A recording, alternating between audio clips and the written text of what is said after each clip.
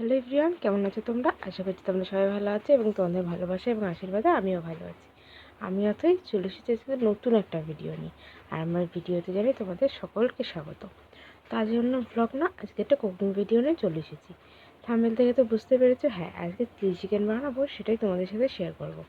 তো চলো ভিডিওটা শুরু করা যাক। ফার্স্ট টাইম মাংসটা এরমভাবে ধুয়ে নিয়েছিলাম, নিয়ে এই দেখো মাংসের ভিতরে দিয়ে দিলাম লবণ, পরিমাণ মতো গোলমরিচের গুঁড়ো। আমি সামান্য মতো লবণ দিয়েছি, তোমরা তোমাদের পরিমাণ মতো লবণ দেবে। তারপর গোলমরিচ গুঁড়ো, তারপরে দিয়েছি রেড চিলি পাউডার বা কাশ্মীরি লঙ্কার গুঁড়ো, তোমরা যে কোনো একটা ইউজ করতে পারো, যে যেমন ঝালটা পছন্দ করবে সে সেরকম দেবে। তারপরে আমি দিয়ে দিয়েছিলাম 1 মুটকি ভিনিগার। আর তারপরে এটাকে আমি সুন্দর করে একটু মাখিয়ে নেব। তারপরে দিয়ে দিয়েছিলাম আমি আদা রসুন বাটা।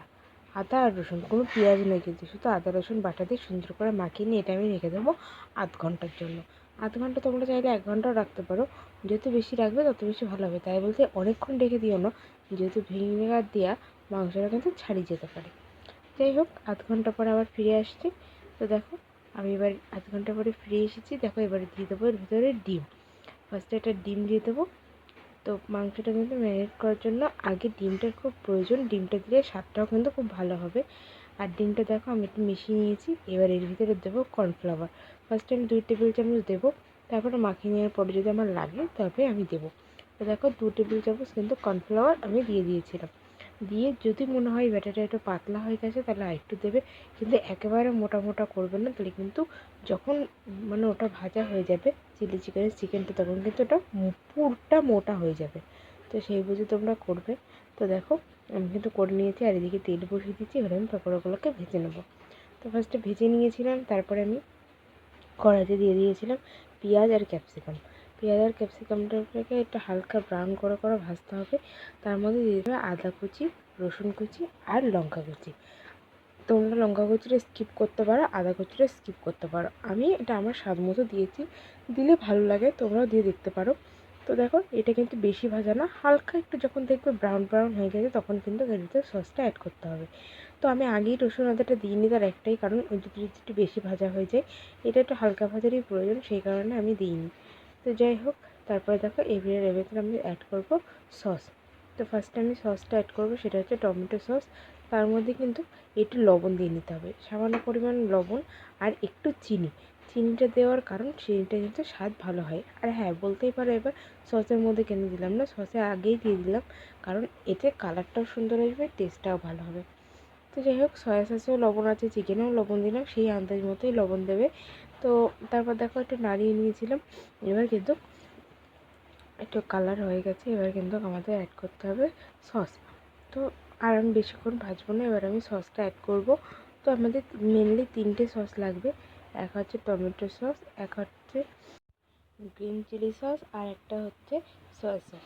এবার আমার কাছে রেড চিলি সসটা ছিল না বলে আমি গ্রিন চিলি সসটা দিয়েছি, তোমরা চাইলে রেড চিলি সসটাও কিন্তু অ্যাড করতে পারবে, কিন্তু গ্রিন চিলি সসটা আমি প্রেফার করেছি, আর আমার ভালো লেগেছে আমি সেটা দিয়েছি। আর সত্যি কথা বলতে আমার কাছে রেড চিলি সসটা ছিল না। তো যাই হোক, চলো এবার সসগুলো দিয়ে দিয়ে যাক। অনেকক্ষণ নাড়িয়ে নিয়েছি, আর বেশিক্ষণ ভাজা ভাজা করবো না, আগেই যেহেতু ওই জন্য নাড়িয়ে নিয়েছি। এবার বেশি ভাজা করলে না একদম কালো কালো হয়ে যাবে, পরে যখন চিকেনের মধ্যে দেবে তখন দেখতে জিনিসটা ভালো লাগবে না। তো এবার আমি সসগুলো অ্যাড করবো। তো যে সকল বন্ধুরা আমার সাথে এখনও ভিডিওটাতে আছে তাদেরকে জানাই অসংখ্য ধন্যবাদ। ভিডিওটা দেখো আর একটু সাপোর্ট করো, আশা করছি তোমাদের ভিডিওটা একটু হলেও ভালো লাগবে। তো দেখো তারপরে আমি টমেটো সসটা দিয়ে দিচ্ছিলাম। ফার্স্টে টেবিল চামচ দিয়ে দিচ্ছিলাম, তারপর দেখছি না দেরি হয়ে যাচ্ছে, লেগে যাচ্ছে, আগে থেকে নেওয়া হয়নি। তো যাই হোক, আমি দিয়ে দিয়েছিলাম মোটামুটি 3 চামচ মতো। তো 3 চামচ পরে আমি আরও 2 চামচ অ্যাড করেছিলাম, তোমরা 5 চামচ দেবে। আর এদিকে আমি গ্রিন চিলি সসটা পুরো 1 চামচ দিয়েছিলাম, পুরো 1 চামচ। আর তারপরে সয়া সসও দিয়েছিলাম কিন্তু পুরো 1 চামচ। তো দেখো এবার আমি এর ভিতরে গ্রিন চিলি সসটা না একটু কম হয়ে গেছিলো বলে মনে হচ্ছিলো, তাই জন্য একটু দিয়ে দিয়েছিলাম। আর এবার দেবো দেখো সয়া সস পুরো 1 চামচ, 1 চামচের বেশি আমি একটুকুও দেবো না। তারপর এটা সুন্দর করে 1-1.5 মিনিট মতো একটু নাড়াতে হবে, যাতে এর গন্ধটা না থাকে, গন্ধটার জন্য একটু কেটে যায়। তো সেই জন্য আমাকে কিন্তু 1-1.5 মিনিট এটা সুন্দরভাবে নাড়িয়ে নিতে হবে।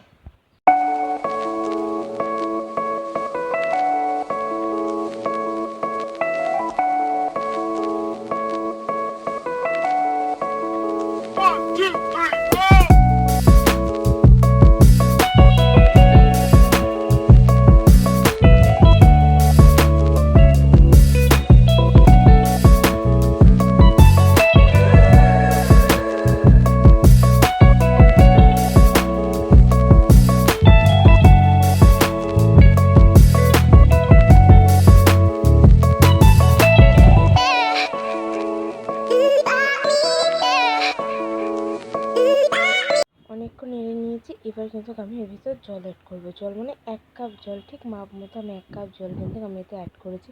করে এটাকেও সুন্দর করে একটু ফুটতে দেবো। তারপরে কিন্তু চিকেনগুলো আমি এর ভিতর দেবো। তো বেশ খানিকক্ষণ নাড়িয়ে নেওয়ার পর যখন দেখবে ওটা একটু লাগা লাগা হয়ে যাচ্ছে, তখনই কিন্তু জলটা অ্যাড করবে। আর জলটা অ্যাড করার পর জলটা যে একটু ফুটে উঠবে, সামান্য একটু নাড়িয়ে 1-2 মিনিট মতো নাড়িয়ে কিন্তু চিকেনটা দিতে হবে। তো যাই হোক, দেখো গ্রেভিটার কালারটা কতটা সুন্দর এসেছে, দেখতে কতটা সুন্দর লাগছে, তাই না? আর কিন্তু গ্রেভিটা সঙ্গে সঙ্গে কিন্তু ফুটে উঠেছে। এবার আমি এর ভিতরে অ্যাড করবো আমার ভাজা রাখা চিকেনগুলো। তো এই যে সেই চিকেনগুলো আমি দেখো অ্যাড করে দিলাম। এবার এটাকে সুন্দর করে আমি একটু নাড়িয়ে নেবো। যদি মনে হয় যে না, এটা আমরা ড্রাই মানে একটু শুকনো শুকনো খাবো, তাহলে তোমরা একটু ঝোলটা মানে জলটা কম দেবে। আর যদি মনে করো না, আমি একটু রাইসের সাথে বা রুটির সাথে খাবো, আমরা মেনলি রুটির সাথে খাবো বলেই করেছিলাম, তাই জন্য একটু ঝোল ঝোল রেখেছিলাম। তোমরা যদি মনে করো যে না, রুটির সাথে না এমনি শুধু খাবো, তাহলে তোমরা একটু জলটা পরিমাণটা কম দেবে, দিয়ে একটু ঢাকা দিয়ে রাখবে, হালকা আছে, দেখবে রেডি হয়ে যাবে। তো নামানোর আগে আমি একটু গোলমরিচ গুঁড়ো দিয়ে দিয়েছিলাম। আর দেখো ফাইনাল লুক দেখো, আমার চিলি চিকেন কিন্তু পুরো রেডি। তারপরে 5 মিনিট মতো ফুটিয়ে নিলেই রেডি হয়ে যাবে। তারপরে আমি ঢাকা দিয়ে রেখেছিলাম বেশ খানিকক্ষণ। আর চিকেনটা কিন্তু একদম সফট হয়ে গেছে। তো চলো তোমাদের একটা ভেঙে দেখায় চিকেনটা কেমন সফট হয়েছে। তো দেখো একদম কিন্তু চিকেনটা সফট হয়ে গেছে, দেখেছো কত সুন্দর ভেঙে গেল। এই দেখো, এটাও দেখাচ্ছি, এই দেখো কত সুন্দর ভেঙে গেল। একটুকু কিন্তু শক্ত ছিল না, ভেতরটা খুব সুন্দর নরম হয়ে গেছিলো। তোমরা দেখেই হয়তো বুঝতে পারছো। আর এদিকে আমার শাশুড়ি মা রুটি করছিল। তো এই ছিল আজকে আমাদের রাতের খাবার। তোমাদের ভিডিওটা কেমন লাগলো অবশ্যই কিন্তু কমেন্ট বক্সে কমেন্ট করে জানিও। যদি ভালো লেগে থাকে অবশ্যই like, comment, share and subscribe করে দিও। দেখা হবে নেক্সট কোনো একটা ব্লগে।